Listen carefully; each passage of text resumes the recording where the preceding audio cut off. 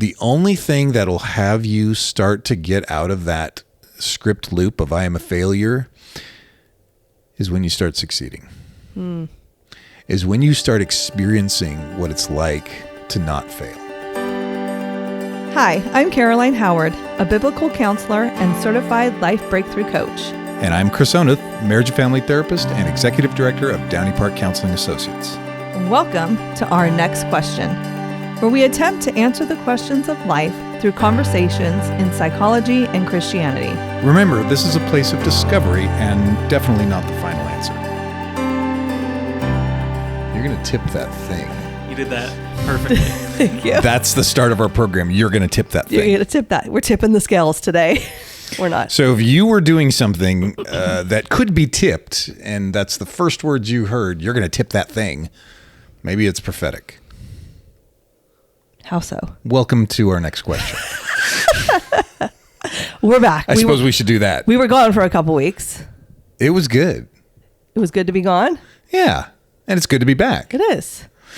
Which reminds me, that's something that one of the qualities to enjoying what you do in life is when you have a great time on vacation and you enjoy that vacation, and then you are very eager and happy to get back home to your life. I would agree. Totally. Because there's people who live in states of, oh gosh, back to the old grind. And I grew up and my mom struggled with that. But yeah, it's hard to see in people when they're like, oh gosh, I got to go back to work tomorrow. And it's like, ouch. Because not everybody gets to do their, I won't say their dream job. I'm not saying this isn't my dream job. What? You implied it with your eyes. I'm just saying my dream job would be in San Francisco doing what I do now. There you go. How's that? Oh, with the skyrocketing rent and jumping over poop on the streets? Exactly. Am I judging San Francisco? Always. Harshly. But everybody does. But we'll get into that in a few episodes. Speaking of which, Mel and I just got back from Oakland. Okay. You went to a concert? We did. We went to a concert. We went and saw Van Morrison. Okay. Do you know? Have you don't. heard? Yes, you have. I have, but I don't know the music. Have you heard of the song Brown Eyed Girl? My brown-eyed girl. That's all I can sing because I don't want to get... Well, I don't want to get sued by Van Morrison for doing their music on our podcast. That's Van Morrison. And he's prolific. The guy's been making music since, he was 3 years old or whatever. And what did you think of Oakland? I mean, I've been before. It was great. We went to the Fox Theater. I'd highly recommend. I sat next to someone who was off the boat from Ireland. Did you talk to them? I did. No, I did not do that. I have to try so hard. I really do. Because what'll happen is I'll start to mirror people, and I know, right? I regularly embarrass myself. And so I have an ear for impersonation. And so whether it's Neil Diamond, John Denver, all these other things. Some Irish guy sitting next to you. Yes. When I was in junior high school, I did a Ronald Reagan impression. Wow. Yes. Do you still know that one? Well, my fellow Americans, the bombing starts in Russia in 10 minutes. I know I screwed that one up, but he actually said that one time. Hey, you kind of just segued for us into something else you screwed up. Yes, thank you. It's the time in the show when we correct ourselves. We need a little song irony for of this. The irony is so delicious. So last time we recorded a new episode, we were speculating whether or not the 49ers would win the Super Bowl. They did not. No, they did not. Ouch, but it was a great the game. Chiefs did. Woohoo! Yes, under the old overtime rules, the Niners totally would have won. But anyways, I said I had been a fan since grade school. I watched The Catch from, and here we go, Will the Thrill Clark, which ironically is a Giants player, and you didn't know that. And you know what? So this is where I have to go. This is where I'm taking notes. We're oftentimes poser fans while you're talking and not fully paying attention. Oh wait! Oh wait! Oh, so I missed it until I re-listened because it was pointed out by your dear friend. That's right. He texted me. Also my husband. But you didn't know that. Oh, I know, because as soon as he said babe, he said Will the Thrill Clark. And I'm like, but he plays for the Giants. Oh, and he's no. like, yeah. And I'm like, what the heck? And I was making fun of you for not knowing when the Giants moved from New York to San Francisco. Yeah. Have you ever figured that out? No, because I have minimal brain cells left. Oh. And that's not something I choose. No, the truth to put in is, there. the more you work your memory, the better it is. It's like exercise. Well, I'm working my memory The for more you pump the other muscle, things. the more you pump the muscle. Can you see me working the my bigger brain the muscles muscle, now? the muscle is, and you have more muscle. And you get stronger. Hey, you know what we should do, Caleb? What should we do? We should do a tally of how many different voices Chris uses in an episode. That's a good idea. Oh, We could keep boy. a running We count. could like take bets on Hence our numbers. my, on it. So that's 2 so far. My ability to impersonate. And so, that's yes, 3. the Irish gal sitting next to me last night, she was, talking about being a fan since a day oneer. And of course, he's an Irish guy. So there you go. Yeah. And you went to So- Oakland, and you got to see. Well, it depends on if there was fog or not. Did you get to see San Francisco from that's across? the other thing I wanted to mention to you. Our window, our room was so cool. It's the Marriott, and I chose a corner room, and the room is triangular. Mm-hmm. And it is a right triangle. And we were on one of the angles of the right. And so the corner of the room, it had 2 windows, and it was the 45-degree angle, if you guys know anything about triangles. Wow. And so we had a window on one side facing the mountains and a window directly across from that facing the bay. And we had a great view of San Fran. Amazing. It was great. Amazing. I almost took a picture and like forwarded it to you. Well, But my then I dad thought, would why say am I thinking of Caroline on my almost vacation? only counts in horseshoes and hand grenades. Hand grenades. So. Okay, so we got that taken care of. Okay, we're all good now. We're all squared away. We are squared away. Correction, it was Dwight Clark, of course, not Will Clark. Yeah. Oh my gosh. Anyway, again, I just bought my first 49er T-shirt the other day. So Was this after they lost? oh no, they it were was on before. clearance? No, it Oh, was okay. no, they were in the playoffs. Oh, okay. But it's not like I haven't been a fan. I just haven't been like A fan. And I'm telling you, I'm part of this 49ers page. And even the fan, and we'll talk about this later, and as far as we're going to talk about judgment. Okay. Even the fans are brutal to each other. It's like there is no rest on who's your ally. Wow. It's like in order to be considered a legit fan, I'd need a huge back tattoo. Yeah. And Right. potentially then the guy with face tattoos would be like, "Psh, you're not a fan." No, the guy who shaves his head and has the head tattoo is the ultimate fan. Right. Absolutely. You know, and his car has like the one-upmanship. paint job. And, Yes. and his house is red. There's with a gold house in door. Modesto that has all that. And the Doesn't guys. surprise me. This is why I stay out of sports. I don't need a face tattoo or back tattoo or. No. Yeah, I mean, it's a there's slippery line. slope. One day you're like, I think I like this team. The next day you're getting a face tattoo. You're committed to the team. Yes. Oh, man. All right. Funny Okay. question. Okay, fire away. Well, it's not a funny question. Icebreaker question. Our get to know you question. What did you call it? I said icebreaker. I like it. Oh, to know you. icebreaker. Good to Okay. know you. Okay. What was your first job? Like ever? Okay. Ever. We're going to have to think back a little Mine's further. not too than long ago. Caleb, I Right. know. Caleb's like, this one? I'm doing it. Like, are we talking about, is there a statute on child labor laws? No, It's that doesn't like have 3 to be. years old, shoveling poop. No, I don't know. No, I mean like your first paid job that Paid gig. was it like Oh, and how much were you making? oh my gosh, minimum wage back then, crazy. Yes. A quarter an hour. Wow, Caleb. How old do you think we are? Hey, do you still want to get paid to do this? That's what's happening? Yeah, a quarter.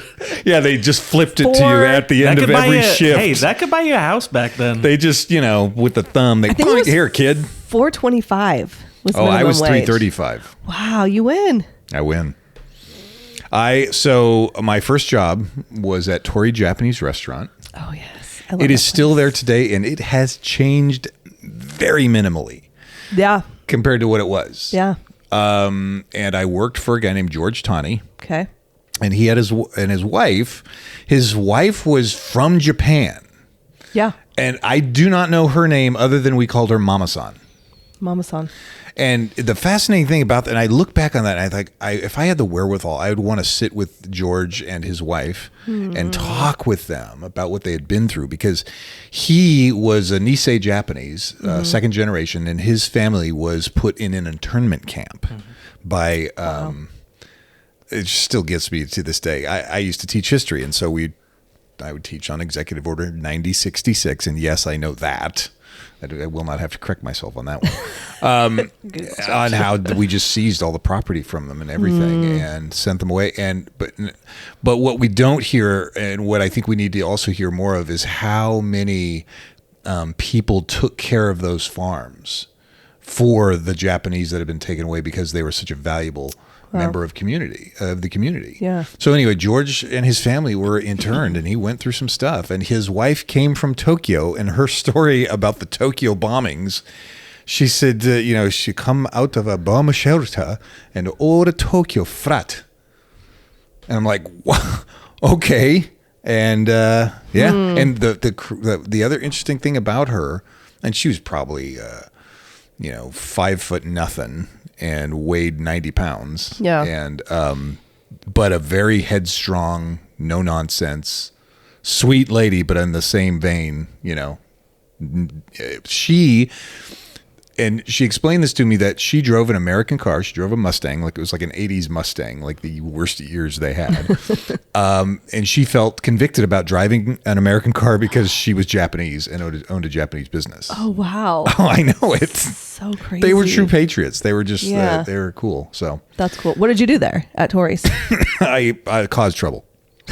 How'd you make money? So true story, I was a busboy, and what I was doing, I was 15 and a half years old, and I was going around looking for jobs, and I walked into that restaurant, and what I did is I brought my Japanese exchange student. So I walk into the restaurant, and I asked I asked George if he's hiring. He's like, I don't think we're hiring right now. And then they spend about 15 minutes speaking Japanese. Yeah. Thank God they weren't pointing at me and snickering. It's like, oh. And then after that, George says, well, when would you like to start? Wow. And so I worked on Friday and Saturday nights. Very cool. As the busboy. And I saw all kinds of shenanigans there. Oh, I bet you did. Oh, it was a great first job. It was a great first job. Yeah. That's cool. Yeah. I just spilt my tea all over. It's so good. You were going to tip it. I told you. I know you did. My first job was working for my dad. He owned a brake and alignment shop. Oh, yeah. Okay. I remember you talking about this. Yeah. In high school, I don't know, maybe in junior high too, during the summers, I would go and sit and answer the phone and make appointments. And then at tax time, he'd bring home, everything was paper. Oh, he'd bring home definitely. the boxes of invoices, and I'd have to put them in numerical order. Oh, I loved that. That's what I love. Really? Office work. And I You think it's love because what? of that. Office work? Office work. Yeah. Ew. I love office work. That's cool. Why? Why is that? I don't know why. Just the satisfaction of like organization. I think, I do Sure. love I'm sure that could be a deal. organization. So I think that's part of it. Oh, yeah. And like just everything keeping fits in its things- box where yeah. it needs to be. Too bad people aren't like that. Yeah. I don't know how much I got paid, but I think it was, we always called it, he was our drive up ATM. Because we literally pull in the shop, roll down the window and be like, hey, Dad, can I have some money? And he'd go, spoilt. Yes. Loved. No, but I think that's great. I think one of the most valuable things we could do for our children is teach them how to work. Yeah.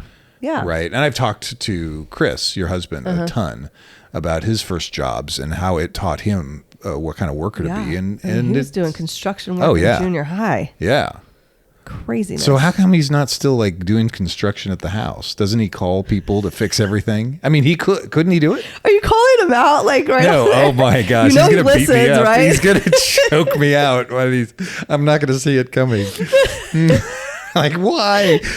I decline to answer that question. I'll struggle until Moving I pass on, out. Caleb. Okay. But he's got the chops anyway. Yeah, I had a couple college jobs, but we won't count those. So my first job was working for a nonprofit called Love Our Cities. Oh, yeah. In Modesto. Oh, yeah. That helps cities run Yeah, Love citywide volunteer Modesto. events. Yep. Was it Jeff Pishney you worked for? Yep. No kidding. Oh, yeah. Small world. big time. I Yep. see Jeff every once in a while. He goes to Redeemer. Yep. Yeah. Jeff. That's cool. He And what did you doesn't do? jump You behind. did. He doesn't So I was doing, media, website, video, all Okay. that kind of stuff. Yep. What was minimum wage when you started working? Right. Caleb? I don't even know. So long ago. He's like, I've never worked for minimum wage. I'm too good. I couldn't tell you, but it had to be like, $100 an hour or something like that, right? Oh, wow. So You said that with such a straight face. I had this joke when I was years ago when I would work for Gallo, and I think I was making years ago making like $9 an hour at Gallo, and that was like the promised land, right? And I remember standing around with a bunch of other guys going, "Man, this is the easiest $25 an hour I've ever made." And they would look at me like, "What? You make $25?" And it was all just to stir the poop and then walk away. Like James Bond, light the match, throw it back, explosion. I remember, back when minimum wage was $4.25, like I said, and thinking, if I could just get a job that made $10 an hour, I'd be like a millionaire. Oh my gosh! And that was totally. your thought. Like I will have made it when I hit $10 an hour. No kidding. So Caleb, how old were you when you did this job? I mean, that was only like 3 or 4 years ago at this point that I started there. Worked Okay. there for a couple of years. Jeez. I still do some work for them every so often. I'll be at Redeemer in March for the, Okay. yeah. So Whatever kids you got. let me get this straight. Have you ever had a traditional like 9 to 5er? That was a 9 to 5. Okay. I mean, it depends on how you define a traditional true. 9 to 5er, but yeah. I guess you. I was guess working full time. When I think about it, I think of showing up to an office, ostensibly clocking in, being there for X amount of time, and then now it's time for me to go home. Yeah. Okay. I did that. Okay. I don't know. You. What is your generation again? You're the Y. I think I'm technically like right on the border between millennial and Gen Z. Okay. Okay. Yeah. Okay. And I don't know how you guys work it. It's like, oh no, I have to stay at a place for 8 hours. What the heck? Throw a rock through the window. All that No, stuff. I enjoy having that boundary of having like an office space to work Yeah. at, and then home is home. And That's a great point. I mean, there were times Yeah. during COVID, of course. I started like man. right in the midst of COVID, and so I started out working from home. But then I was like really glad when I got to. I mean, be in people Yeah. idealize the working from home thing, but then I talk to a lot of people who to your point, I think, is that it's hard to separate sometimes. Like if Yeah. your work is at home, then it never leaves you, and there's always distractions at home that. And Yeah. I'm someone who like thrives on relationship too. So I there you appreciate go. having my coworkers Yeah. around me, being in community together. And Yeah. So if you're at home, you're yelling out the window toward the neighbors, "Come Someone over talk here!" to me. Yeah, exactly. See, when during COVID, and then even now, occasionally I'll just do telehealth sessions I do not like Oh. working from home. Oh yeah. Because as a mom, as a wife, as the woman of the house, it's like, I've got 5 minutes before my next session. I'll go unload the dishwasher, switch over the mercy. laundry. And it's just like, oh my gosh, it's insane. It's funny. I love working at home, though. I love projects and things to do, Okay. and but not doing your daily job. no, at because home. for me, home is a different track, right? I love what I do. I love counseling, talking to people. Yeah. I love thinking about these things that we talk about, but I also like sitting on the tractor and mowing things. Do you And- think though when you do that, or do you just listen to music and check out? I don't normally listen to music because, lately I've been mowing our property and things get caught in the mower sometimes gosh. that I need to attend to. So you need to hear And it. I'm like, whoops. Yeah. So I do need to hear it. Okay. Like, was that a woodland creature that just got? Yeah. No, I've Was that one ran of my over. wife's flowers or one of my Melanie grandkids' says toys? she is scared to death of getting on the tractor because she doesn't want to run over things. And I'm like, oh, you get used to it. Do you run over like woodland creatures? Oh, I've run over like cables that I've used that have been buried in the grass, and the blade will twist it right up, and I'll have to get up under there. And after I turn everything off, I was course, to say that sounds unwind everything. so dangerous, or like an episode of Danger's America's my- Funniest Home Video. Oh, no. I don't know which one. It's funny until you cut off a limb, I suppose.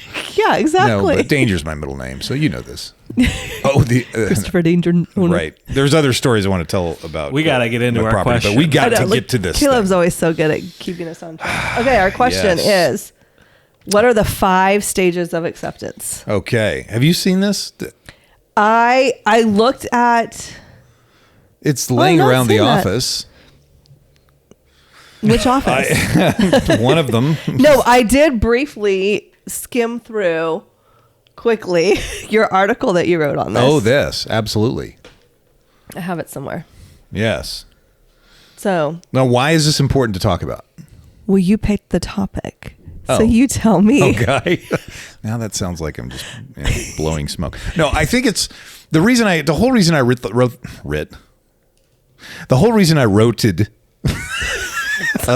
The whole reason I wrote this article is a while back, because again, part of this is, through stuff I've read and observing behavior in the counseling session and everything else. And then even my own behavior, Yeah. about when we approach people and even this is the accepting of change that needs to come. Okay. Right. And so I've noticed there's kind of 5 stages that we go through. So this is the stages of acceptance of change in yourself. Yes. Okay. Absolutely. Just clarifying. And so correspondingly, there's going to be another podcast in the very near future, like the next one, about how we approach people, because this is about being approached and what happens to us. And yes, I want to say what happens to people, but let's be honest, the best way for this to apply is to put it on ourselves. Yeah. To be able to say, oh my gosh, my spouse does that. No, that doesn't help. Right. It's very important. We're like, oh yes, I do that. Ooh. Yeah. And again, not to beat ourselves up, but as a reference to be able to see it and go, oh, yes, that's true. Okay, let me try to do something else. Which I think is such a great point, because I think that a lot of times, and I was just listening to this other podcast that addressed this, in society, well, I'll just say me, is that's we the spirit. Tend to... Right, like put it on the other. Well, how can I change that person? Or totally. You're sitting in church on Sunday here in the sermon, right? And then you find yourself writing your note like, I need to tell so and so about this. I don't know what you're talking right? about. I do not know what you're talking about. That never happens to me. Oh, because I am so humble. At a time. And just mostly talking about myself. Added another tally. Every time your voice switches, I see Caleb go and make another tally mark. It's killing me. I love it. Humble as I am, I don't like to talk about it. And they were saying how a lot of people in this podcast I was listening to, they do this in therapy too. They go to therapy and want to know how do I change this other person? Yes. Right? I'm not here to fix me. Honestly, we them. see a lot with parents bringing their kids. Oh, definitely. Like, here, fix my kid. Yeah. Not realizing oftentimes the kid's behavior is part of a system, a family system. Yeah. And that somehow keeps that behavior going. Yeah. How many times do you want to tell the kid, go ahead and go sit in the waiting room and send your parent in there?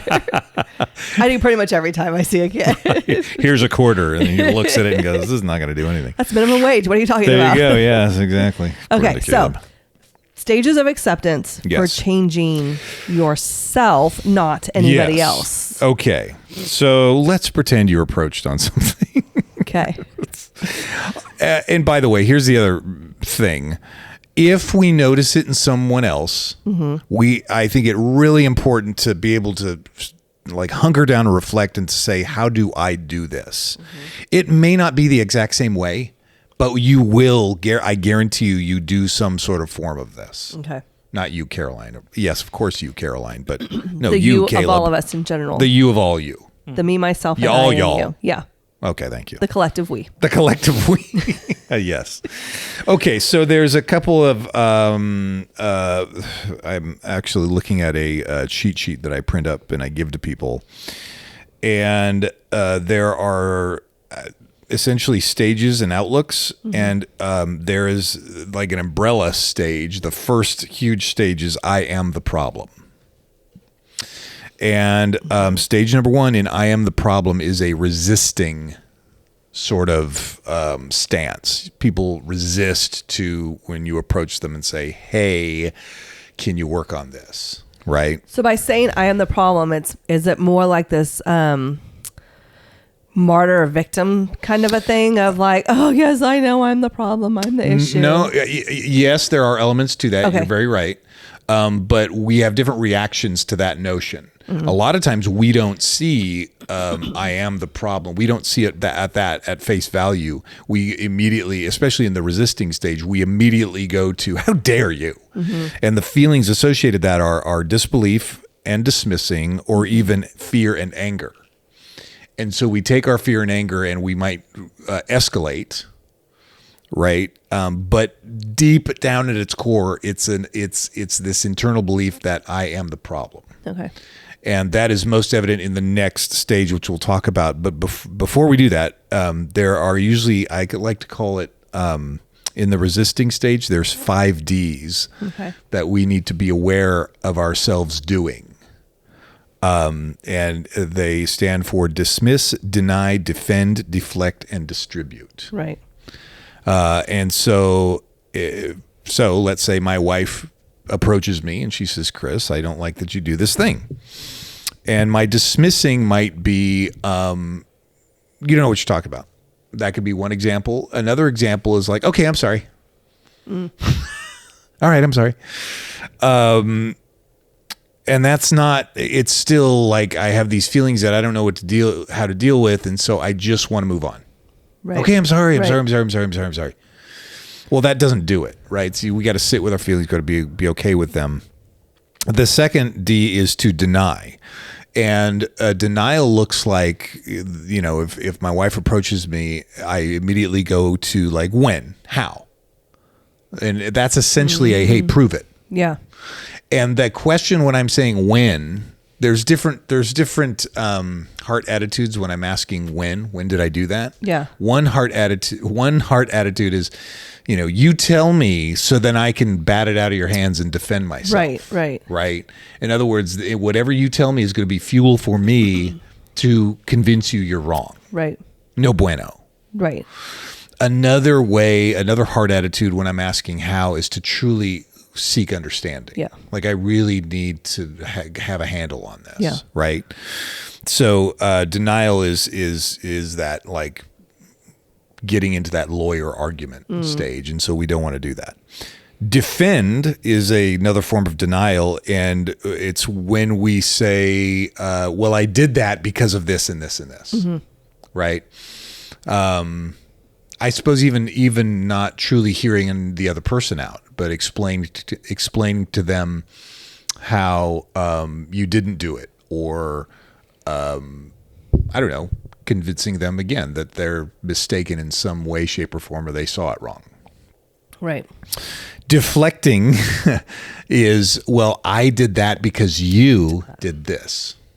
So it's still putting the behavior onto someone else, right? And then the final D is distribute. And this is my personal favorite. Okay. Because this is where we say, well, okay, I did that, but you did this. And like believe it or not, one-upping. that makes the pill go down a little better. Yeah. But it's still not like, you know what, I got to own this. Yeah. Because it hurts too bad. So something in all of this, because like I know our listeners are probably going, I do that, or We all do it. Right, we all do it. Wait, you do it? I want you to Never. say it. I want you to say it. You do this. You killed Mufasa. The collective we. No, Caroline. Yeah, Caroline has done this. Okay. But I want to acknowledge this because I know this is for myself and I know this is for everybody, is a lot of the way you respond to this has to do with things that have happened, relationships in the past, your Sure. childhood. And I'm not saying that those are excuses, like, so you can Right. keep acting like this, but Right. there will be trauma. There will have been the way you were raised, an event that has something that has led you to respond this way if you haven't done the work of healing and getting healthy. Sure, because the idea of actually taking it on, and that gets back to 2 Corinthians 7:10, godly sorrow produces repentance, which leads to life, but worldly sorrow brings death. Right. This is all a response to worldly sorrow. Right. I have to defend myself to the death because if I admit I'm wrong, then I'm horrible and Yeah. there's no redemption for me, which is not true. Right. Right. So yeah. And we do this both in subtle ways, right? And like totally obvious and egregious ways. So just helping us, it's super important that we are aware in even the subtle ways we do. Yeah. Yeah. Because Yeah. not anywhere are we saying like, you're horrible if you do this. Because like No. I said, I've done this, you've done this, I do this. you Do know. people put their pants on one leg at a time? No, I do too. Yeah. And just jump While in them. standing. Right. Da-na-na-na-na-na. So yeah, we're not saying bad you, naughty dog. No. Like, right, I just see a lot of people maybe feeling guilt and shame from like, oh my gosh, but that's not. It's, hey, we're here to point these things out for ourselves as much as anybody else, right? Because Yes. I need the reminders just as much as anybody else Totally. of let's all just work together at being Yeah. more Christ-like. Sure. Or even saying, Lord, Lord Jesus, help me right now. Oh yeah. Right. Even I Humble think me. super okay to be like, Lord Jesus, I can't be you, and I need you to heal me in this moment right now. Right. So Well, responding not these ways would be a sign of total humility, right? yeah. I mean, if we have oh that, gosh, but it's so hard. it is so hard because we're sin-filled people. Yeah. But in ultimate, like that would be the prayer of like, Lord, just humble me. Yeah. Humble me to see these things, to accept these things, and to work on changing these things. Totally. Did you hear that? Is there something going on with your cup? It's a weird thing. It's sucking air. Okay, so that's the first resisting, and this Yes. is all part of the under the umbrella. I am the problem. Yeah. The second stage under I am the problem is condemning. Okay. And this is where we feel condemned. In a sense, we're condemning ourselves. Mm-hmm. The core feelings here are hurt, helpless, afraid, judged, Yeah. shame, Yeah. all that stuff. Yeah. And believe it or not, all the shenanigans we did in the resisting first stage Mm-hmm. are to defend against this second stage. Feeling those feelings. Of feeling those feelings. And there's a ton of the population out there who don't actually do the first stage. They go right to the second. So they get real low, real down. I'm just the worst person ever. I suck. I mean, I don't even know why you married me. Keep in mind though, whether we go one up and start ramping up and fighting and defending ourselves, or we go one down into abject, I'm an idiot, I'm horrible. There's no change there. There's no grabbing onto that. Does it have to go in that order? Because can it go from condemned to? I think you can go. Yeah, Okay. I definitely Because I think would so. say, like for me as a so I'm an Enneagram 2. I'm a helper, Oh. and so that in my mind, which, and I don't know if people don't know this, our deadly sin is pride. So I'm constantly having to pray to be humble, and I am, because I'm a helper. Like I want to help people. So Right. when I've wronged someone, I immediately go to the well, I don't say hurt and help, but it's the I can't believe I've hurt someone. I've made their life worse. That's not what I'm here for. I'm here to help people. So that's Right. interesting, because the pride of the two isn't pride in the way we would think about it. No, You're not 'cause- out there waving flags saying, I'm the most awesome or whatever. Right. But it's like, I do the right thing. Yeah, I try so hard Yeah. to be like to not Yeah. trip up anybody. And so Yes. if it happens, it's like I get so down on myself of like, Yes. how dare I? And then I would go into So all the Ds. I think that's a great, I'm glad And- you brought that yeah. up, because if we see someone do these things, it is because they're not okay with themselves. right, Bottom line. right. Right. So if you have someone, whether they're getting, heated and, starting to throw bombs at you, or they're like, oh, I'm no good or whatever, man, they're just not okay with themselves. Mm-hmm. And so this is going to affect even our approach. We'll talk about the next session here. Yeah. Session.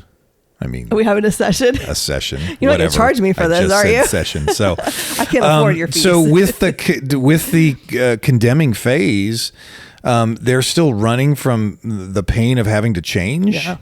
They're wrestling with an attitude of dejection. They often take on almost a victim role, where they continually see the problem as outside of themselves, and that they don't have the resources to help themselves. Yeah. I mean, in some ways that's true, right? We need a savior. Right. We can't save ourselves. Right. But he does give us the resources to kind of like face ourselves and recognize that there is hope and we don't have to keep making the same mistake again and again.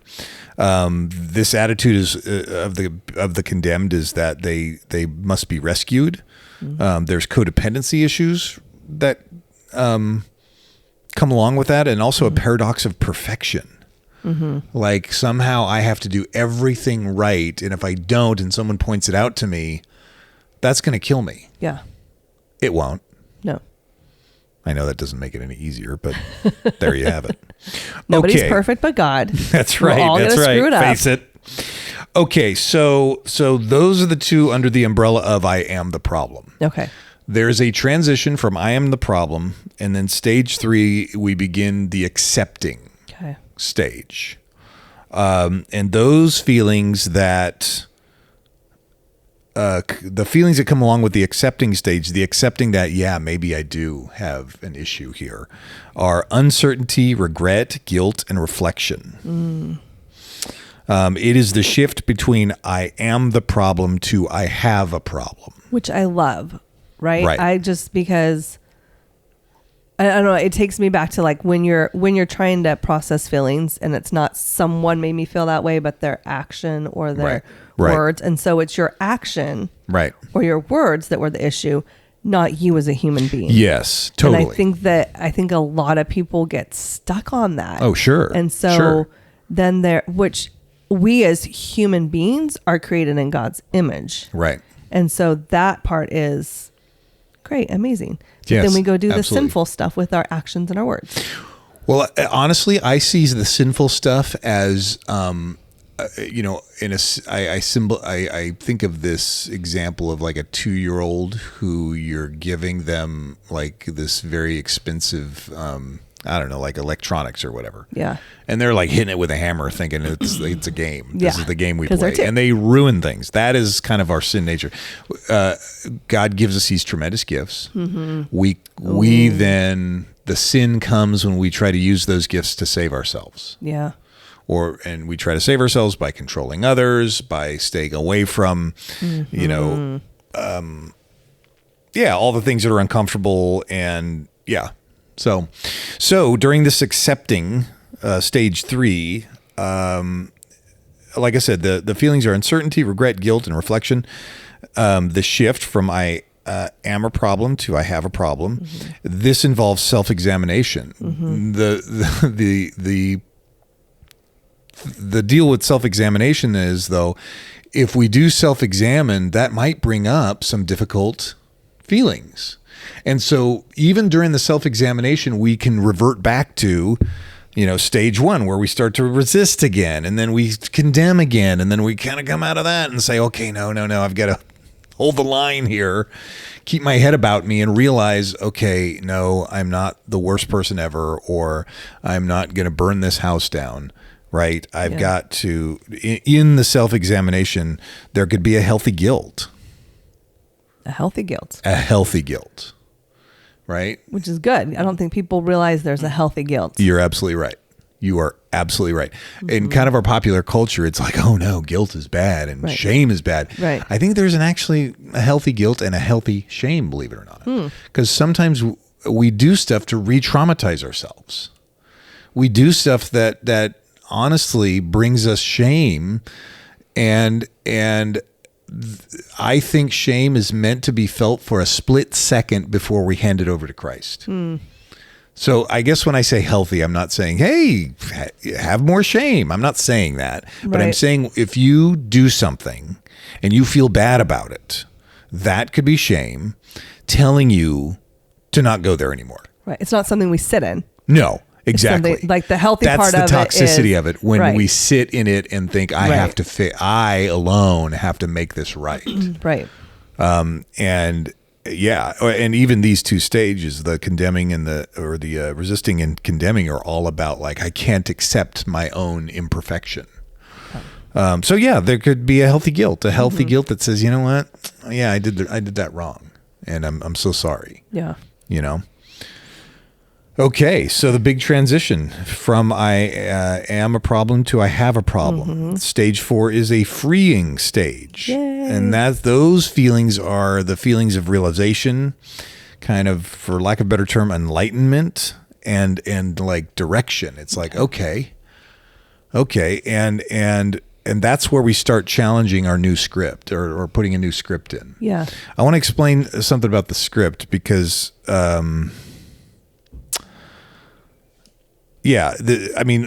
before I talk about the script here, I want to emphasize these few other points where we take ownership. There's healthy distancing from the behavior or the problem that we're engaging in. And it opens up new possibilities. Now, a word on the script.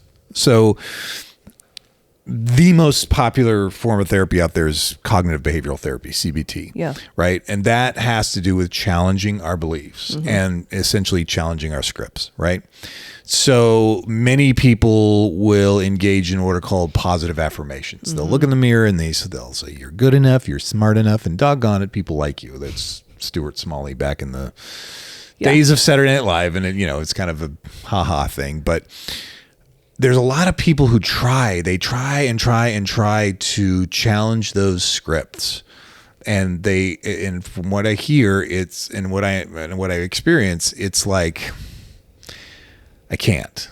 Like, they'll say, I try, but it just doesn't work. And I think there's a reason for that. Yeah. So, because the unhealthy script, it's not just something you're saying to yourself, it's something you're experiencing on an emotional and spiritual level. Yeah. Like, that has meaning to you and you feel it inside of yourself. You feel that I am a failure. Yeah. Right? And if you're just going to throw words at, no, you're not a failure, or, sometimes you make mistakes, but it's okay, that's going to be a paper tiger compared to the entrenched, like, I am a failure. Right. Right. The only thing that'll have you start to get out of that script loop of I am a failure is when you start succeeding. Is when you start experiencing what it's like to not fail. Here's the trouble with that. People are afraid of failure. They see failure as, oh my gosh, like if I don't make it or don't do that, then that'll be the worst thing ever.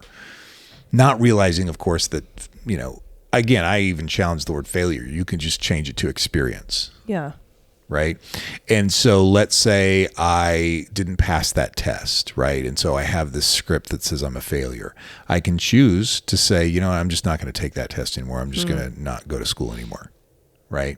That then strengthens the script that you're a failure. Right. Right? The only way you're going to be able to challenge that script is if you try again and try again and try again. And one of those times, and again, each time it's like, okay, I didn't pass, but I didn't die.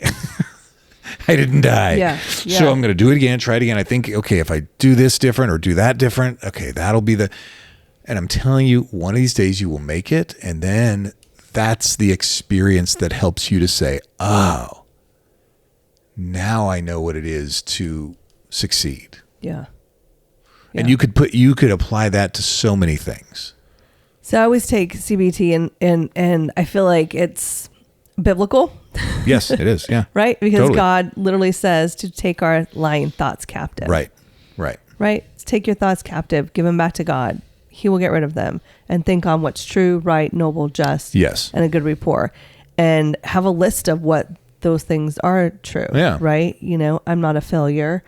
I am a child of God. And I think the affirmations thing, because that's a big thing right now for people. Oh, totally. Like, especially like the younger generation, totally. I'm gonna look in the mirror every morning and I'm going to say, you're beautiful, you're amazing, you got this. All great, right? But all things that will flourish. Right. What if you got in the mirror and said, I am a child of God. I am worthy of the King. I am loved by him. That's whole different. Right? Like those, so affirmations are good. But then here's, let's use the right but ones. why stop there? Because you can simply say I'm a child of God. I'm loved by him.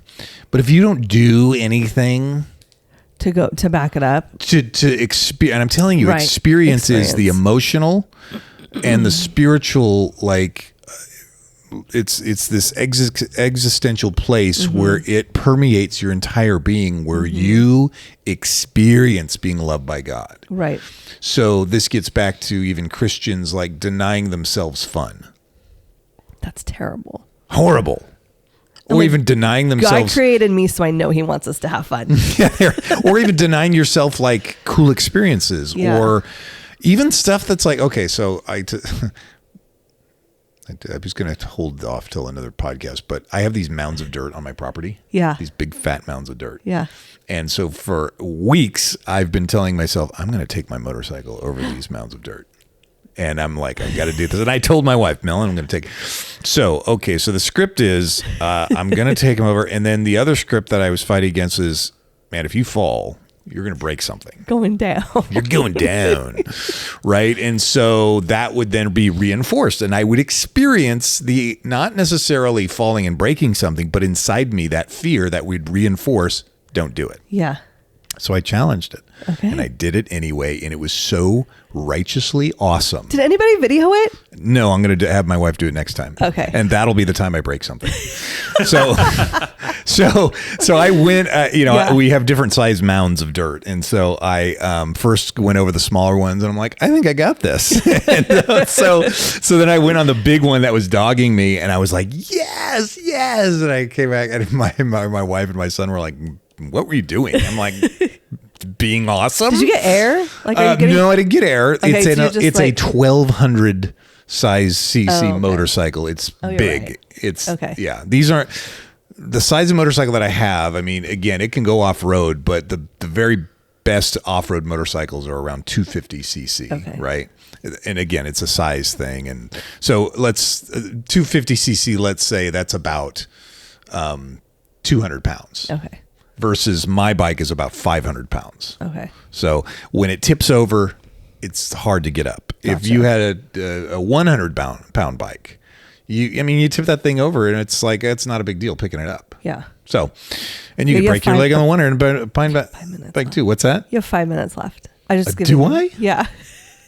Well, I'm going to need 15 before we started. So all that to say is now it's reinforced that I did that thing. Yeah. And even if I tip the bike over, it doesn't mean I'm going to break my leg. Right. And you haven't failed. And I haven't failed. I just discovered, okay, I got to do that differently. Right. So there you go. Even if you tipped and broke your leg, you haven't failed. You've still discovered you got to do that differently. No, you're right. Oh, I got to tip this way instead of that way. Very I gotta good. wait till my leg heals to do it again, but we'll do it. Bottom line rule of thumb when you're off-roading a motorcycle is keep juice on the back tire. You just keep that sucker spinning and you'll probably remain upright, hopefully. Okay, final stage in the I am not a problem, I have a problem. Final stage is the growing stage, and that's number 5. Yeah. And those feelings are hope, capability, and maturity. Right? And what that involves is realizing our tendencies and being okay with that. Mm-hmm. Right? Do I get defensive at things? Yes. Do I get stressed out in strange cities and traffic and GPS? Yes. And so I'm going to be careful on how, I communicate with my wife in those times, and she's going to do the same. Yeah. It's accepting where we are and who we are. It's accepting the process of change and embracing it and being like, hey, it's okay. If I get it quote unquote wrong, it doesn't mean I'm always going to get it wrong. Right. So that goes in hand with able to make mistakes and not being so hard on ourselves and making amends and learning. And the hope part of it is actually experiencing thankfulness and gratitude. Right. So then my wife approaches me with something that's difficult. And even though it's difficult, I can thank her and say, hey, you know what? No, thanks for telling me that. Mm-hmm. And that then allows for true change, which then allows for maturity, and it perpetuates and reinforces and strengthens that hope. And those are the feelings we want to dwell in. Yeah. Right? Yeah. Not the, fear, anger, judgment, hurt, helpless. Yeah. It's the hope that says, hey, you know what? Thank you. I look at it and I feel like the first part, like the resistance, the condemned part is kind of like the confession part of confession and repentance. I can tell you, okay, fine, I've done something wrong. Right. And then the acceptance, freedom, and growth is that repentance part where we run from it, where we change it and do better. Yeah. Yeah. Sure. And it's not just pretending it doesn't exist. Right. It's not pretending that our issue doesn't exist. It's actually facing it and embracing it and saying, okay, this is how I'm going to start doing this different. Yeah. Yep, for sure. Awesome. Awesome. Final tally, 5 impressions. That's what I 5. got. Wow. Yeah. Did you mark what I didn't what write country of one. origin each is from? They're not all like, I don't know. This isn't any like hit on you, but I can't always tell. That's true. It's true. Sometimes you just go into a voice. Oh, there was Japanese? Now that he knows there's 5, he's going to be like, we're going to make it 10 the next episode. That's right. Always ready for a challenge. Stay tuned for the next episode to see how many Wow. impressions Chris can do. Thank you. Thanks for joining us. You bet. Thanks for joining us today as we continue our journey talking about life's many questions. To stay connected with us, you can follow us at Downey Park Counseling on both Facebook and Instagram. You can also follow Caroline on Instagram at Relatable Caroline. And make sure you tune in next week for our next question.